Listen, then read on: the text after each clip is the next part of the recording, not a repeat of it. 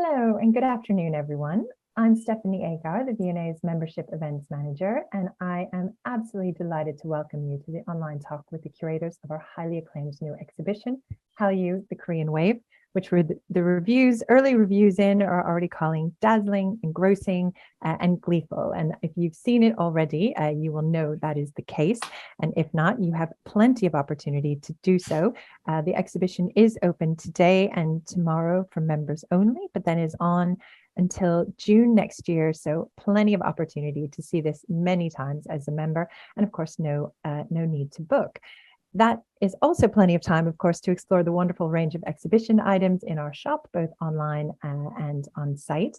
And leads me to remind you that members do get 10% off in the shop, an extra 10% off during the previews. So definitely not to be missed. Before we get started, a few other housekeeping notes. Today's talk will be about 45 minutes with time at the end for questions. So if you do have any questions as we're going through, just put them in the Q&A box at the bottom of your screen.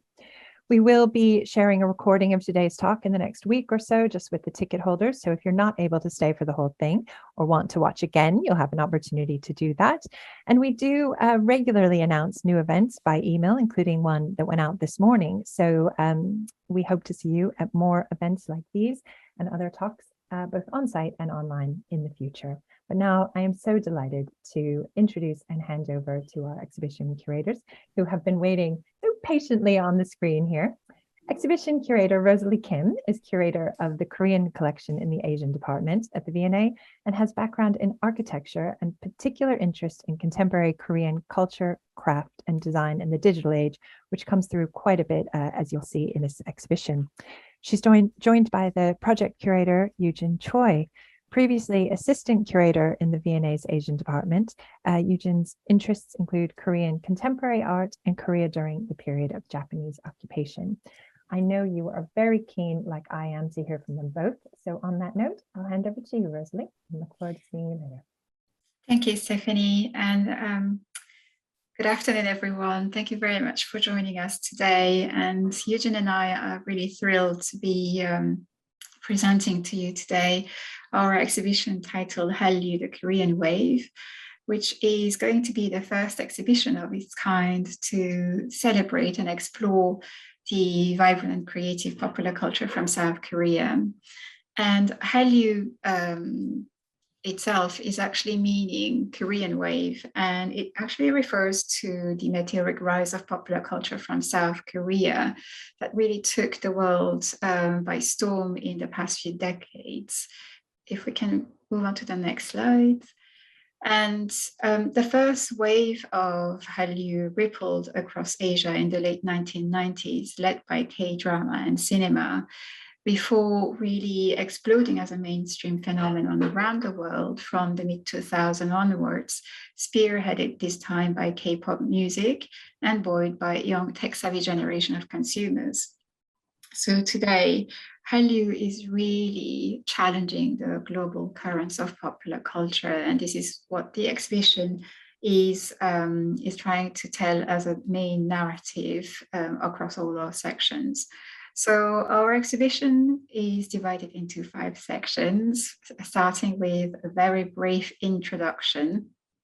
Next slide, which will welcome all our visitors with something that hopefully will be recognizable to all, which is Psy and his Gangnam Style, whose music video and quirky horse dancing move have gone viral back about 10 years ago in 2012. And in this section, you will see this iconic suit that he's wearing on this slide that was directly next to a series of parodies that were spawned by the music video to show the scale at which this music video went across the world. Then we go into the next section, which is actually the historical section that sets the scene to Hallyu, and it will explore the compressed modern history. And we start with an image of Gangnam following the Gangnam Style music video from Psy, because although the music video and the sound and the song is quite quirky, fun, energetic, it's actually a social cultural commentary on the hyperconsumerism of Gangnam, which is one of the most affluent districts of Seoul, south of the River Han. And it is easy to forget today that Gangnam 40 years ago was actually an empty rice paddy field with empty concrete shells of apartment blocks dotting the bank of the River Han at the time, as you can see on this picture on the right. So this will be a hinge point for us to move into the compressed modern history, starting from the colonial period. And the colonial period starts from 1910 to 1945, and it is a period during which Koreans will be under the sort of cultural influence of Japan. And the first half of the occupation is mostly expressed through a sort of military reinforcement of the colonial authority. Whereas following an independent movement stemming from Koreans in 1919, the colonial government will adopt a different approach, will be an approach based on cultural assimilation, through which, for example, Koreans will have to change their surname into a Japanese surname, where the language, for example, will be replaced by Japanese and so forth.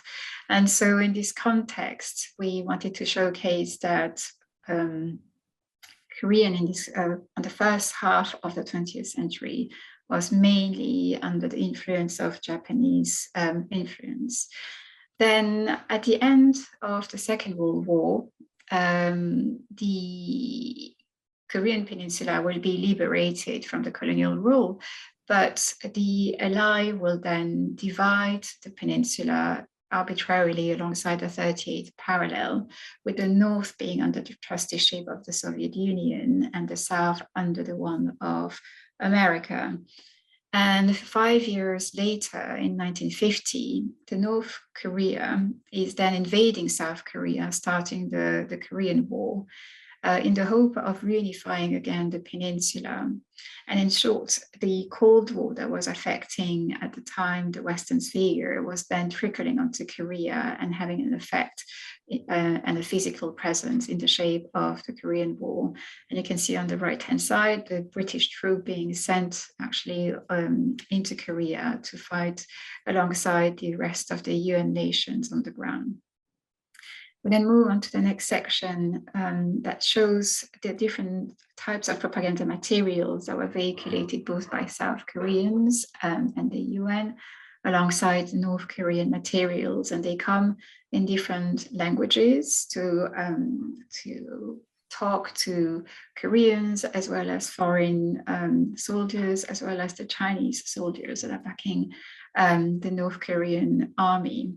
And many have different types of psychology to use the propaganda. So the green one on the left-hand side, for example, emphasizes the rise of cost for raw materials like fuel, fabric, that is probably not necessary if the war didn't happen. And in the middle, you see here a mother crying for her son who could die on the front for something that they are not really directly involved into. And on the right-hand side, you have an English language-based North Korean material that is directly speaking to UN soldiers, and we will have different examples of those in the exhibition. And at the end of the 1953, at the end of the war, Korea will be carpet bombed flat into a ruin. And by the late 1950s, the country will have will be really considered as a third world country. It has to be literally rebuild its country from the rubbles. And there is a humanitarian crisis with families being divided during the war when the border between the North and South Korea moved 4 times the first year. So many families were trapped between these movements of the borderline and were separated. And up to this day, unfortunately, many haven't have any contacts with their family of origin. And moving on to this section, when you had this instability taking place in the late 1950s, it was easy for a military regime to come to the fore, to put some order in a state at war, a state really in a difficult position. So in the 1960s, Park Chung-hee is coming to the fore with a coup d'etat in 1961. And his mission is to put Korea back on track, South Korea in this context, back on track on the modernization and industrialization as quickly as possible. And this is during this time that the concept of chaebol, the conglomerates, the familial conglomerates, are coming to the fore. And in this context, we are showcasing examples of LG, Samsung, and Hyundai in the exhibition. And you will see, for example, that LG, for which many of you probably knows the company for its consumer electronics, is actually has started its path and its trajectory as the first Korean cosmetic company.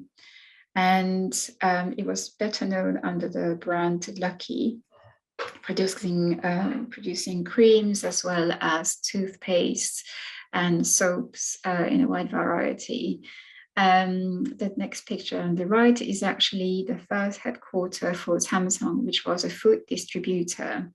And at the time, Samsung had established a sugar and flour millery that was called Jeiljedang, which was spelled as the initial CJ. And today, CJ Entertainment Company has become the biggest exporter of Korean Hallyu content. Then we have Hyundai on the right-hand side, which whose initiator, founder, started as a mechanic for the military base, the American military base, where he could get various accumulate knowledge and connections, through which they started to build this car empire, constructing the first Korean-made car called the Hyundai Pony. And this would also be the first Korean car to be exported abroad. And this will start an empire of well-known cars, of course, but also Hyundai is known for its construction company as well as its shipping company. So it's covering a sort of wide range of sectors, but this is really the time when these chaebols come to the fore. During this time period also, if we move on to the next slide, Korea will be under the influence of America when it comes to popular culture and lifestyle. And the US military base will be a very important platform through which all the big stars, the big names, the big singers, the big performers will come. And in this case, you see Marilyn Monroe coming to perform in winter, despite her mini dress, in various areas of Korea where the American troops are stationed. And this is also a time when different types of food, drinks like coffee, Coca-Cola comes to the fore and starts to change the habits, the drinking and the eating habits of Koreans as well. With the influx of this American culture, the military regime would like to protect, obviously, its Korean authority and its Korean culture. And there is therefore a sort of patriotic, sort of nationalistic input that starts to rise from this period onwards, where traditional Korean craft and design are protected by law, alongside important monuments, as well as people who are able to recreate this traditional craft as well. And if we move on to the next slide, these military rules by Park Chung-hee comes to an end with his assassination in 1979. And in the 1980s starts another military rule under the dictatorship of Chun Doo-hwan. And this is the beginning of the 1980s, and the 1980s is really summarized by the democratic process, whereby through the strong resilience and the will of students, labor union, the middle class, through protests and despite the military sort of repression and oppression, Korean population will be able to rise and claim back their democracy, and achieving it by 1987. And this is really celebrated in the form of the Olympic Games staged in Korea in 1988, where for the first time in its history in the 20th century, Korea is propelled onto the international stage as a economically sound, as well as a young democracy, which is really far away from the image of the rebels of the war that it was really embedded in the image of 1960s. In this room, you will see actually a highlight, which is this monumental video sculpture by Baek Nam-jun that was created back in 1986, Baek Nam-jun being considered as the father of video art, and he has really clearly early on appreciated the importance of technology as well as the entertainment, as all of these AVs that you see on the 33 TV screens in these installations are actually reels of performances, choreographies, singers, to showcase how popular culture and technology could actually become a force to count for in the future. And then we move on to the 1990s. And the 1990s, Korea is starting to flourish. It has becoming confident in its democracy. The cultural censorship that was imposed by the military regime starts to be lifted. However, the Asian financial crisis that started in 1994 from Thailand starts to reach Korea by 1997. And Korea is then met with the biggest crisis, the biggest financial crisis it has encountered. And in this context, IMF had to intervene, and many employees, as well as many undergraduates who were starting new jobs, were left without jobs. They were fired from one day to the other, and there were a real social crisis taking place at the time. And many of these without employment flocked towards what we call the PC bang, which is nowadays known as the internet cafes, where many had access to computers and high-speed internet connections as well. And many of these communities start to play computer games, such as StarCraft, really starting the esports, which is actually computer games played through the networks of online communities. And alongside this, there is the beginning of social media platforms that are created by Koreans themselves. And the country decides to put all its effort into an economic recovery, this time based not only on heavy industries, but mostly on IT technology and digital era. And therefore, you see the country starting to produce the first commercial MP3 players, the first mobile phone with MP3 players, the first mobile phone with TV screens, as well as the first capacitive touchscreen mobile phone. And you will see a series of firsts in the technologies being developed in Korea during that time. Around the same times in the mid-1990s, the Korean government noticed that the success of the film Jurassic Park outperformed the sale of 1.5 million Hyundai cars.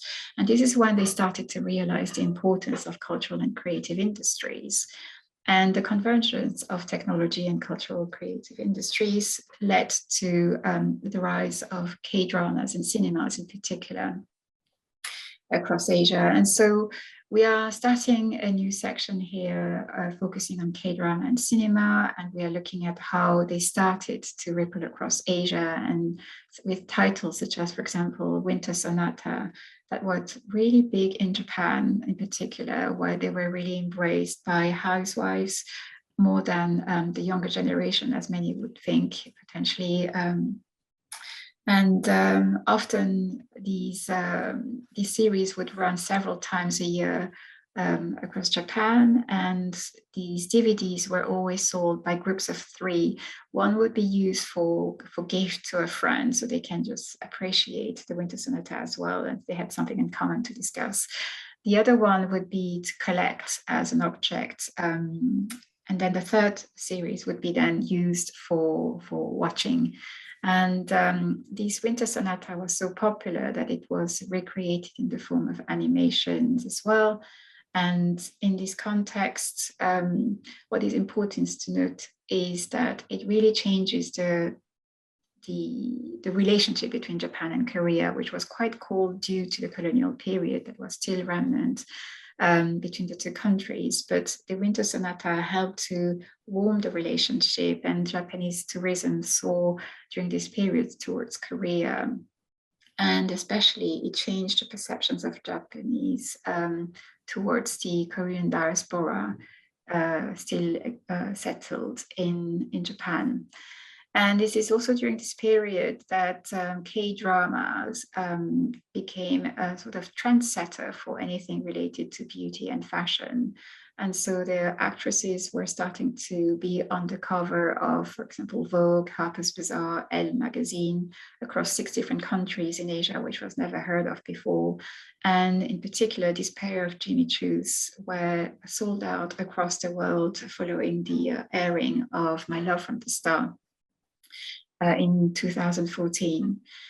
We then move on to, in this section, into one of the sources for K-drama and cinema, which is actually Webtoon. And this is another creation from Korea. It's a digital cartoon that is developed to be seen onto a digital platform, such as a mobile phone or a tablet. And these webtoons are actually created by both professional and amateurs alike. So anybody who has a story or would like to draw can create a story, then upload it on specific platforms. And those, depending on the readership, can be picked up by production companies to turn them into a TV drama or cinema. And we will have a selection of titles available in the exhibition space. Then we move on to the next slide, where we focus on the Saguk, which is a historical drama that had a real big impact around Asia because of the whole traditional culture, the emphasis in particular on hanbok, which means Korean costumes, as you can see on these 2 posters of Hwang Jin-hee and the Love in the Moonlight. And those 2 examples of hanbok will be on display in the exhibition space. And these haguk are taking creative license when it comes to the representation of hanbok, because traditional handbooks were slightly more simple and pure. And in this context, the designers have exaggerated certain shapes or forms or played with bold patterns or color combination, and have started to raise interest both inside and outside of Korea regarding Korean hanbok in particular. And we will see that in the fashion section later. Then the K-drama section is also looking at the different types of ideas that are vehiculated when it comes to values such as education, the importance of families, all of these ideas that are really anchored in the Neo-Confucian values that developed during the Joseon dynasty from 1392 to 1910. And for example, here you have a view of a chekkori, which is a folding screen showcasing the scholar accoutrements or equipment of a gentleman scholar. And this is showcasing the importance of books, the importance of brushes, the importance of self-cultivation and education. And this kind of idea has been pushed into the contemporary society, where the this importance put on education have become and turned into academic pressure to succeed. And this is well represented, for example, in the K-drama Sky Castle, with which we are comparing the narratives. If we move on to the next slide, this section will have a highlight with the hot pink boiler suit and the green tracksuit from the hit series from Netflix called Squid Game. And we will also explain that this visual hierarchy was something that was existing already from the Chosun dynasty, where a society very structured and where they know where they are standing and their duties, then it's supposed to be a very peaceful kingdom. And in this context, this has turned into what we call the term Hell-Chosun, where this hierarchy has become and emphasized the social imbalance and inequalities in Korean society. That is obviously chiming with different countries, different cultures in contemporary society. Then themes such as North Korea is also developed. And in this context, we are looking at Crash Landing on You, when you have a poster in particular here, where you see a flawless sort of cityscape at the background, but it's actually linking Pyongyang, the capital of North Korea, with Seoul, the capital of South Korea. And this is a very lovely K-drama that talks to the reunification and the normalization of relationship between North and South Korea. And it somehow echoes the political stance of the then government, who was really pushing for a reunification or warming of relationship between the two countries. And that was reflected by the 2018 Pyeongchang Olympic Games, during which for the first time, the South and North Korean team were playing together under the flag of the unified country. So the fiction and the reality were mirroring each other, and we are looking at these different types of reflection through society and Korean dramas as well. We then move on to the cinema section, and Eugene will take over. So for the cinema section, we'll look at the first moments in which Hallyu kicked off in K-cinema by looking at the first Korean blockbusters, such as Shiri and titles like JSA, which interestingly also deal with sort of a more humanistic approach of North and South Korean relationships, which hadn't been done in Korean cinema before. And these films were significant in that they were the first to break the Japanese cinema market for the first time. And then they were quickly followed by the film My Sassy Girl in the early 2000s again, which was very different in subject matter, a romantic comedy. And this again made waves across East Asia. And this was then soon superseded by the rise of the avant-garde Korean filmmakers like Park Chan-wook, his most well-known film title probably being Old Boy, which in the exhibition we are showing through a human life-size a digital display of the really infamous fight scene that was taken in one single shot. So it was a 3-minute fight scene, as well as a wig that was worn by the main character, Oh Dae-soo. And these were the moments that Korean films were beginning to be noticed in the international film circuits. So then the exhibition sort of looks slightly back in time at how the Korean film industry has developed, beginning with a reference back to the 1960s during the nationalistic push of South Korea, when there was a quota on how many foreign films could be shown. And this quota was then lifted with the motion picture law in the 1980s, which then flooded the Korean cinema market with an influx of sort of American European cinemas. So in the image we have in the top left corner are the Korean filmmakers protesting this rise. But then this was soon sort of followed on by actually the kind of the chaebols investing in cinema in the 1990s.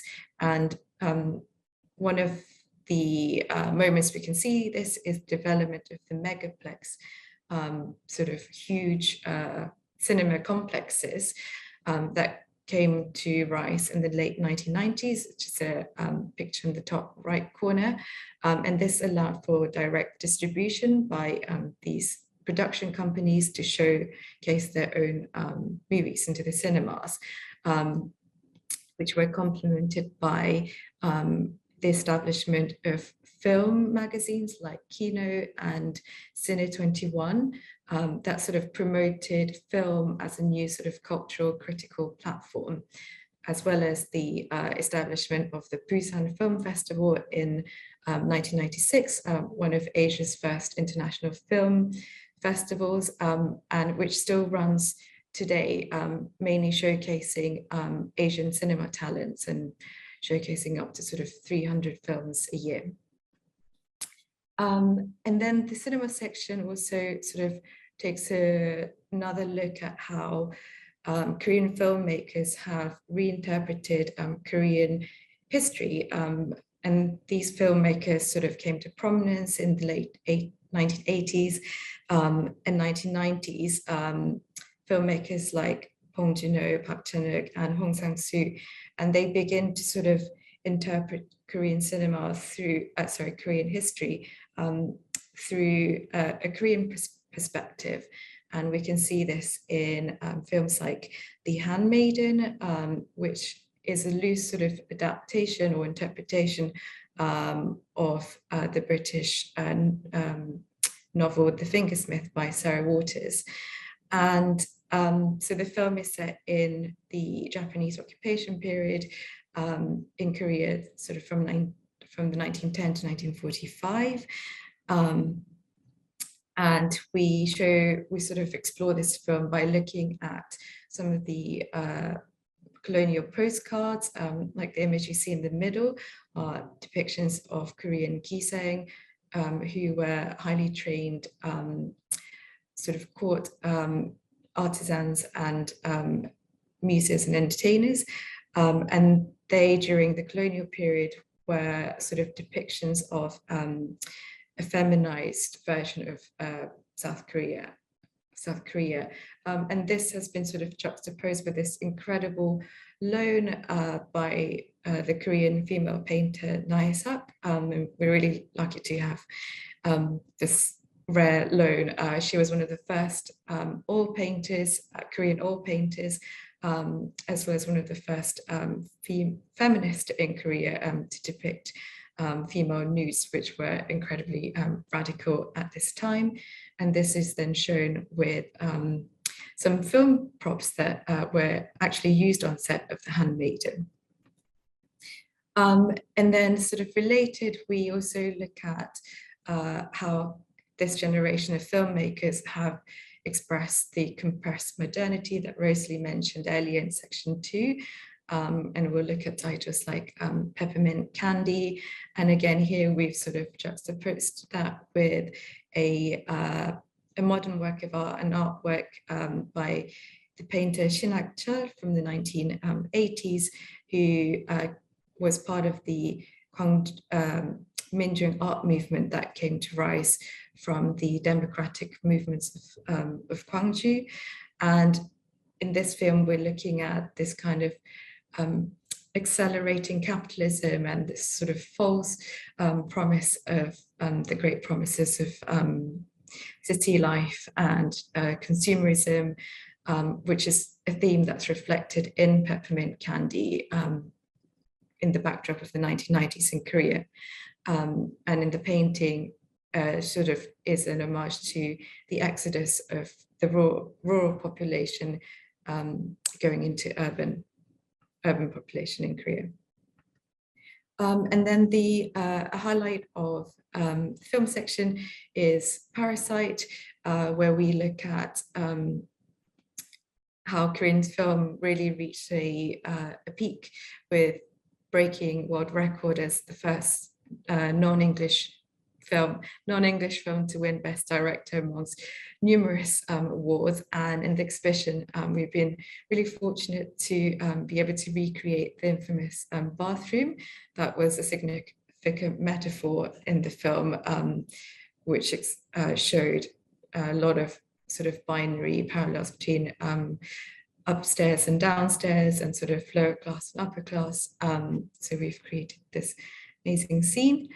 And then lastly, in the film section, we sort of look at expanding Korean cinema to look at the importance of the Korean diaspora population in films with directors like Lee Isaac Chung and his film Minari, which also achieved the first Korean actress to win Best Supporting Actress in the Oscars. And then we've shown props from this film together with photographs by British Korean photographer Chan, who's taken pictures of the Korean community in New Malden, which is the largest Korean community in Europe, and sort of snippets from the community there. And the bottom right was during the Queen's Jubilee celebrations this year. And then we enter the K-pop and fandom section of the exhibition. And this begins with sort of a brief look at, the first K-pop groups in that emerged in Korea. And that really began with a band called Sateji Boys. And they broke through to the scene in 1992 with the song I Know, and they mashed all sorts of genres of rap, hip hop, new jack swing. And this was just totally sort of radical in the Korean music scene at the time. And they were shortly followed by emergence of groups like HOT, which were sort of a trained boy band, and their sort of colorful, coordinated dance moves and aesthetic really began to appeal to the Asian music market outside of Korea, particularly in China, and with the emergence of artists like Boa as well, that broke the Japanese music market, which is really significant. Taking time. I tried to speed up a bit more. So we also then, briefly look at how, what was in Korea before K-pop, which is sort of Korean tropped music that was influenced by Japanese enka music from the colonial period through to the 50s, that were really influenced by the American music that was in the American military base, through to Patty Kim, who were the first kind of artists to break the Japanese market, and then sort of reaching to one of the first heavy metal rock bands, Shinawe, and they're shown as sort of vinyl records in Korea. And the lead singer of Shinawe was also the leading member of the group, Sateji, the first K-pop members. And in the fandoms, and moving on to the fandom sections, we've had an amazing opportunity to do a call out to fans to submit banners that they had made for concerts or prospective concerts in the future. And we selected 5 from wonderful fans that will be shown in the exhibition. And then going into the fan sections, we look at the various different roles that fans have taken in K-pop, which is incredibly important. So, and sometimes they can create social change online by taking over hashtags like White Lives Matter during the Black Lives Matter movement, and then sort of flooding that hashtag with K-pop GIFs and memes. And then they also have an amazing community where they create spontaneous random play dance, where they it's like a sort of street dance, synchronized dance game, which will be shown as digital displays, to sometimes taking on the role of translators. And with the rise of Hallyu, a lot of fans have taken to learning Korean, and here we show one of the first sort of Korean learning textbooks called All on the Verb of Hada, that's on the loan from the Bodleian Library from the late 19th century through to textbooks like Learn Korean with BTS, that's been used by University of Sheffield with the rise of Korean language learning. And then we look at also the diverse, the role that fans take as philanthropists, which emerged with,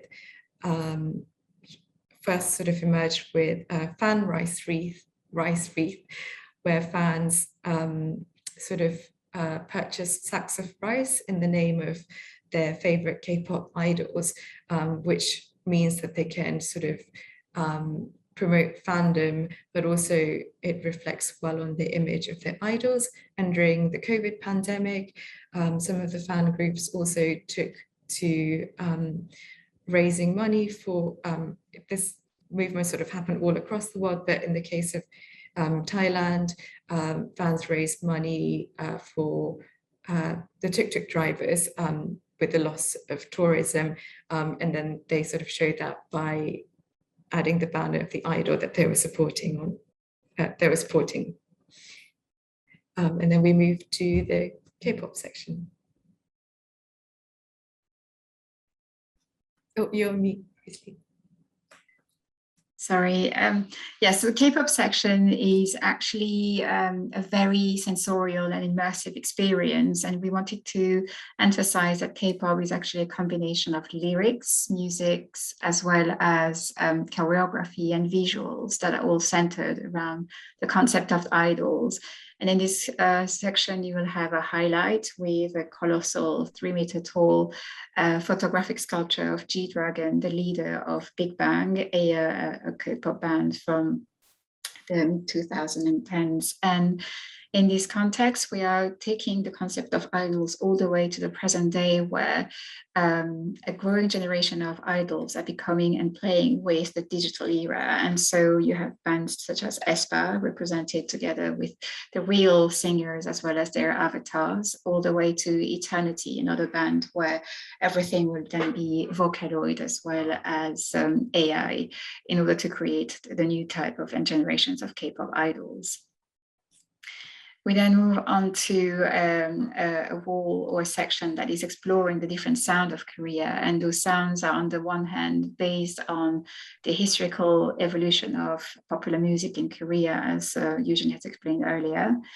Some will be based on trot, some on traditional pansori, which is a sort of musical storytelling that started from the 17th century onwards.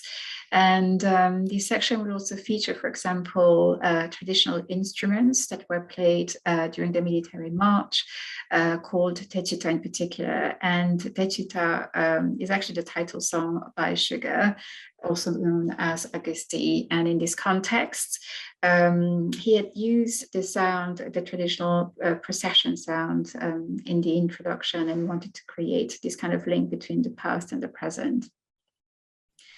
And if we move on to the next section, this will be focusing on the fashion and the visuals. And we have been lucky to be borrowing costumes worn by aespa or Ateez, as you can see on this slide in particular, where we'll feature 4 of these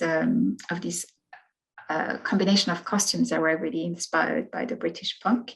And we also had the opportunity to work with K-pop stylists and visual directors, such as Jiyoon, who is based with YG and created the look for Blackpink in particular. And she has created different stylized look for G-Dragon, as well as Taeyang from Big Bang. And we'll feature 2 of her work in our exhibition alongside other works by Balko and other K-pop stylists known in the field. Next one. We also have a phenomenal and very large digital wall, a digital installation, basically showcasing different types of music videos under different themes in order to showcase the sort of storyline that is developed, the visuals that is sometimes playing with different symbolism that fans can have and can discover across several viewing of the same clip. and which is also emphasizing the image of the idols, as well as emphasizing the song and the enthusiasm for the song.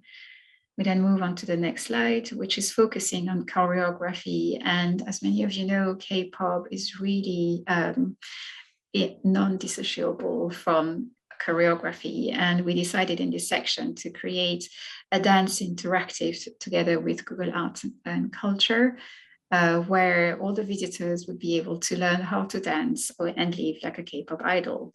And in this section, we'll have a small sort of introduction on what choreography means and who creates them, and how sometimes some of the choreographers, like Bailey Sok in this the picture in the middle here, was only 15 years old when she created part of the choreography for Red Velvet Psycho. We then move on to the next section, where we are looking at the various ambassadorial role by K-pop idols. And a growing numbers of the idols are really acting either as an ambassador for fashion houses, for Korean companies, but also they are more and more getting involved in social environmental causes, and are either representing, for example, the UNICEF or the sort of campaign around the climate change, supported by Blackpink, for example, in COP26 last year in Glasgow.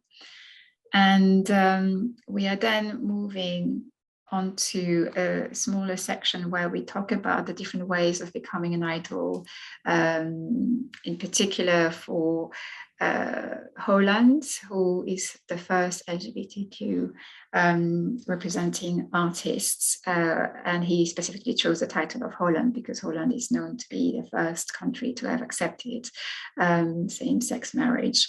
And in this context, he has produced his own album with the help of crowdfunding projects. And it was just showcasing that K-pop doesn't necessarily go through these kind of large entertainment companies, but it's also developing nowadays different types of funding in order to create a career.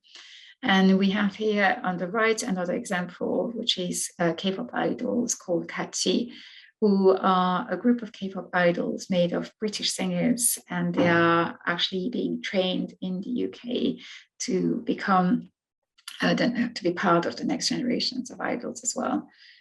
We then move on to the next section, which is focusing on the beauty and fashion. It's actually a section that is looking at the cultural impacts of Hallyu onto the field of beauty and fashion.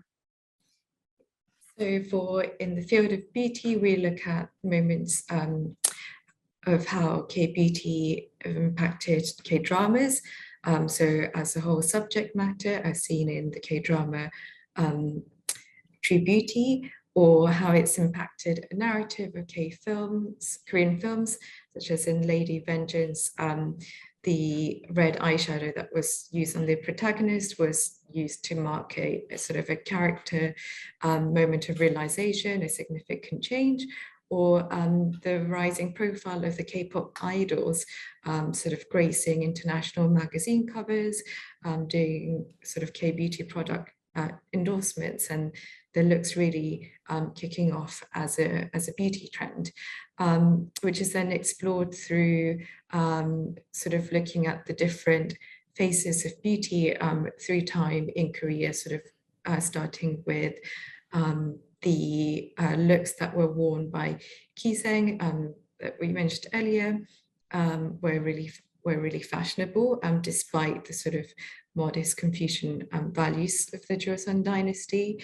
Then through to the 20th century, the look for men in the late 20th century was very sort of macho, this very sort of strong masculine look, as seen in examples of men's skincare line Vice to Men, which were then quickly turned around by the emergence of popular K-dramas like Boys Over Flowers, where the actors and the characters that were seen promoted very sort of groomed and quite feminine looks, through to nowadays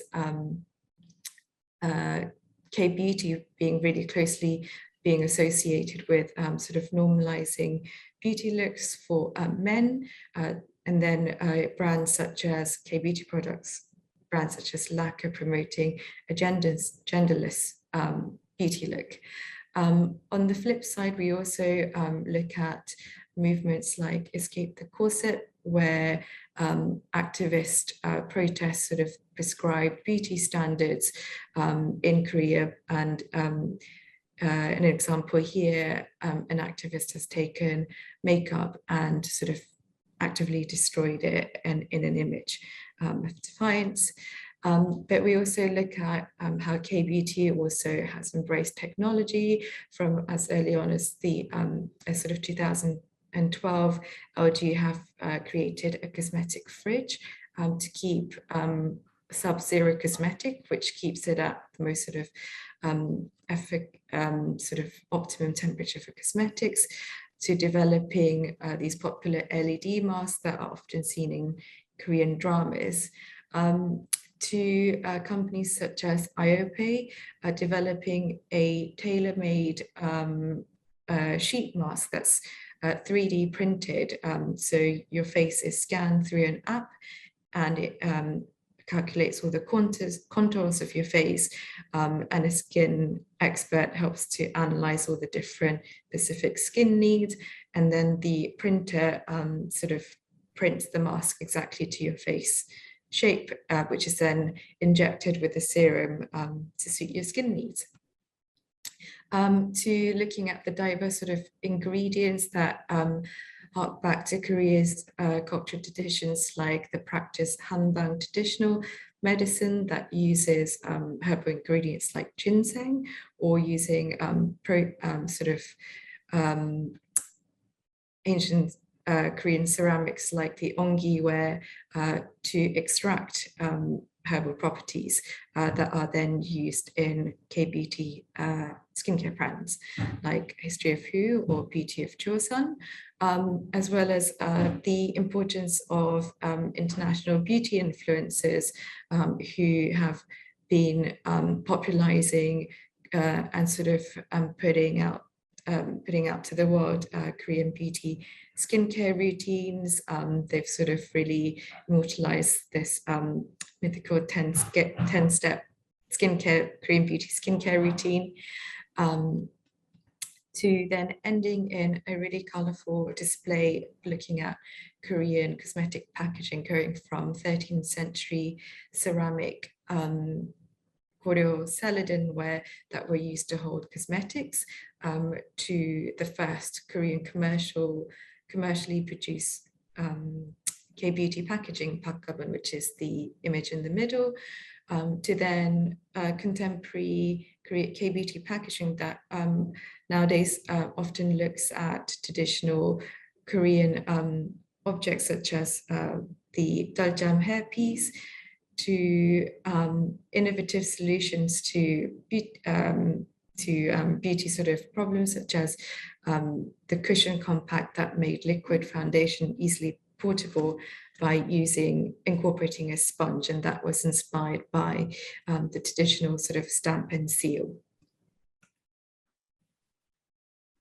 So we move on to the fashion section, and the fashion section is mainly divided into two strands. One is focusing on hanbok, the costume from Korea that has been reinterpreted through the lens of Hallyu, and we are creating constant sort of comparison between the K-pop in hanbok as well as traditional costumes, or with representation of traditional costumes. Like in this case, we have a hanbok worn by Etis, where you see all the straps and the sashes of the traditional hanbok, really emphasizing the dynamism of the dance and the choreography, and it makes the whole performance much lighter.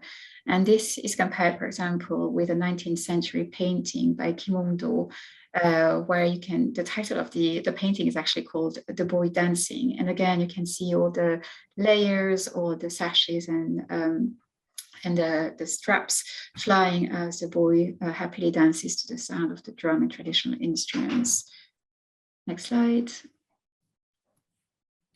We then go all the way to looking also at the pioneer in contemporary handbook design. And Lee Young-hee is actually one of the first handbook designers and fashion designers who brought handbook onto the prêt-à-porter collections and runways in Paris in 1994. And this handbook, it was then dubbed Costume du Vent, wind dresses, because of their lightness and their colorful, very elegant silhouettes. At the time, this was quite considered as daring for Korea, because it only showed part of a handbook, because a handbook for a woman was considered to be composed of 2 items, one being the togori, the jacket, which is a short and looking like a bolero, if you'd like, from the Western side, as well as compared with a chima, which is usually wrapped around the chest area. And here, the handbook is showcased as an evening gown without the top area. So for Koreans, that was quite considered as not as a handbook, but this was beginning. This was really the beginning where handbook started to be incorporated into contemporary fashion and making it an item from today, rather than something that you would wear only for ceremonial occasion. We then move on to the next slide, where handbook around 2006 started to be appearing in fashion magazines as well. And this was under the impetus of K-dramas, popularity of sabuk, the historical dramas, where handbook, as I mentioned earlier, were started to be showcased with new materials, bold patterns, new color combination.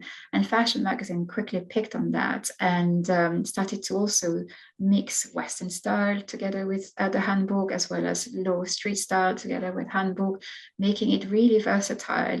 And we have now invited for this exhibition So Young-hee, who really initiated this type of styling and showcasing of the versatility of handbook to create a look especially for the V&A, where she looked at the undergarments from the Korean traditional handbook together with the undergarments of an 18th century crinoline by the use of hoops, and she created this kind of hybrid combination.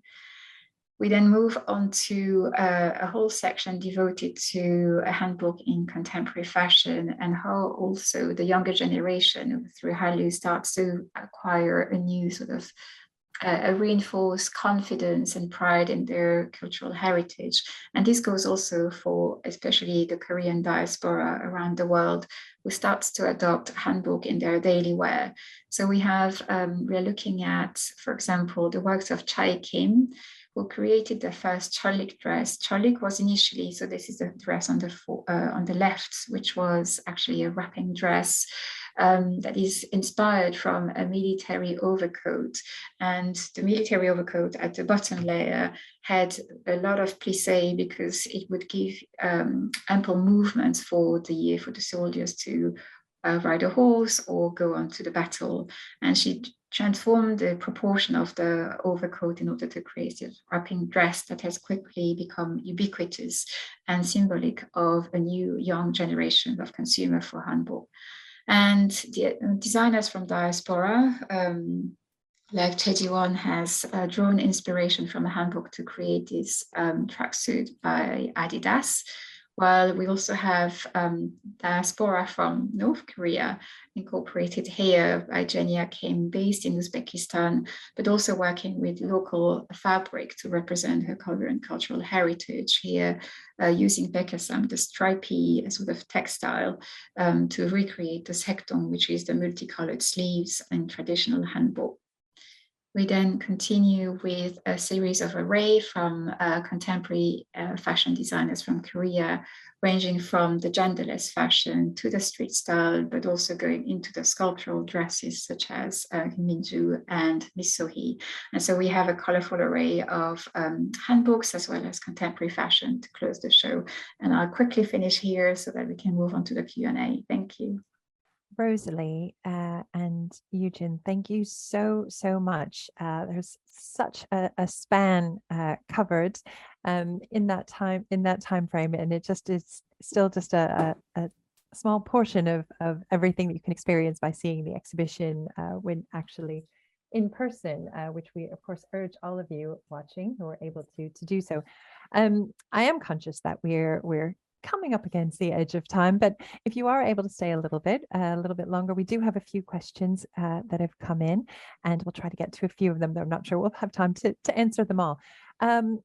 But just going into that, a lot of them that have come in are actually about putting the exhibition together itself. I mean, for something like this that is so expansive, how long would an exhibition like this, how long did an exhibition, did this exhibition take to put together? I think I thought about this exhibition since 2017-18, but I didn't really have time to properly pull the ideas together to make an official proposal. So the proposal, the official pitching started in mid-2019.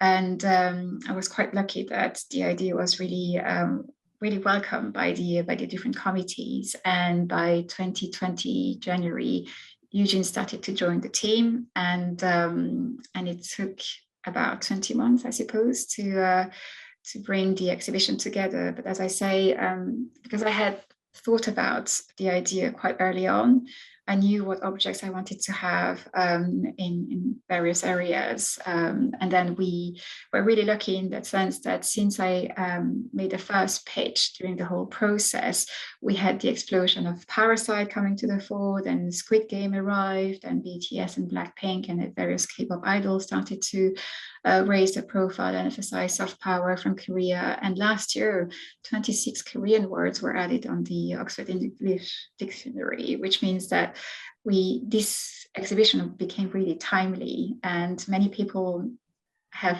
thought, I think, that this was a sort of last minute, perhaps exhibition to pull in order to reflect this, but actually this came from earlier on. So you're actually quite prescient there, that you were ahead of the curve, and then the curve kind of followed along very conveniently. On that note of sort of pulling it together, did the initial concept of the exhibition change over time, or was that very constant, and then just these new things that almost proved your point came into play? No, quite funnily enough, the structure that I pitched for are essentially the same as they are now. So the concept and the structure hasn't changed from its inception.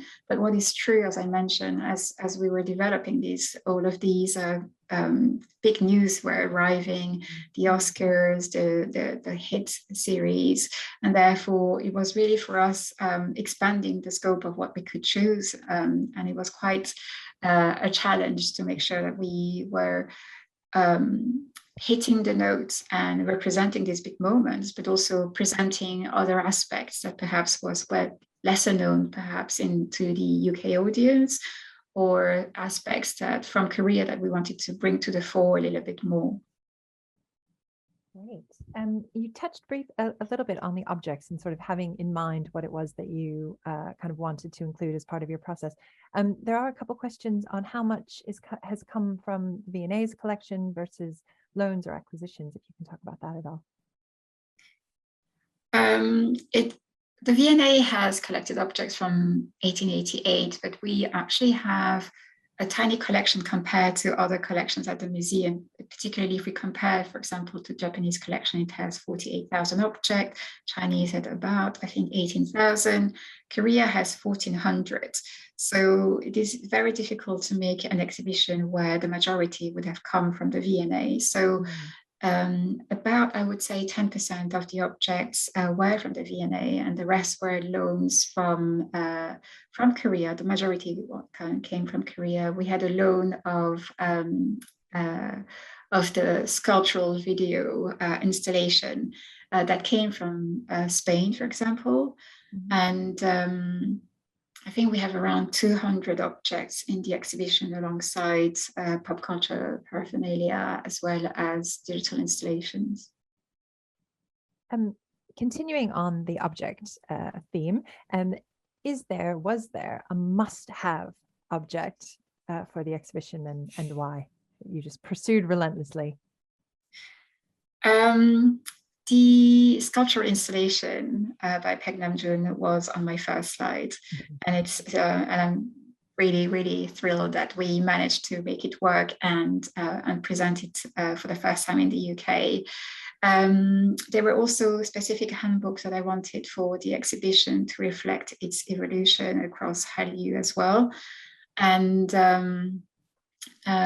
when the events like Parasite came to the fore, it was clear that we wanted to represent an aspect of those films. And for example, in this case, we had a long discussion about what scene would be the best one to reflect. And because the film is really much anchored about the social inequalities, the imbalance, we decided to reflect, for example, the Panjia, the semi-basement, and the iconic bathroom scene, because it was really telling of the condition of sometimes of some of the groups of Koreans are actually living in. And about a month ago now, there was a flood in Gangnam, and many people, unfortunately, who lived in these very semi-basement type of apartment were entirely flooded. And since then, the government has now forbidden for those semi-basement to be used as accommodation. And it was quite reflective of how those situations were represented in the film. And we took them to the exhibition, and from the exhibition, it almost becomes now a sort of, this is really awkward to say, but like an archaeological sort of digging, if you like, almost, because it will no longer be allowed to be lived in. But it's if you come to see the exhibition, you will see how tiny the scale is, and how the squander of that kind of living condition, and how, of course, it wouldn't be no longer acceptable as a living context. That's wonderful. I mean, we do have many more questions coming in, but unfortunately we are going to have to draw it to a close.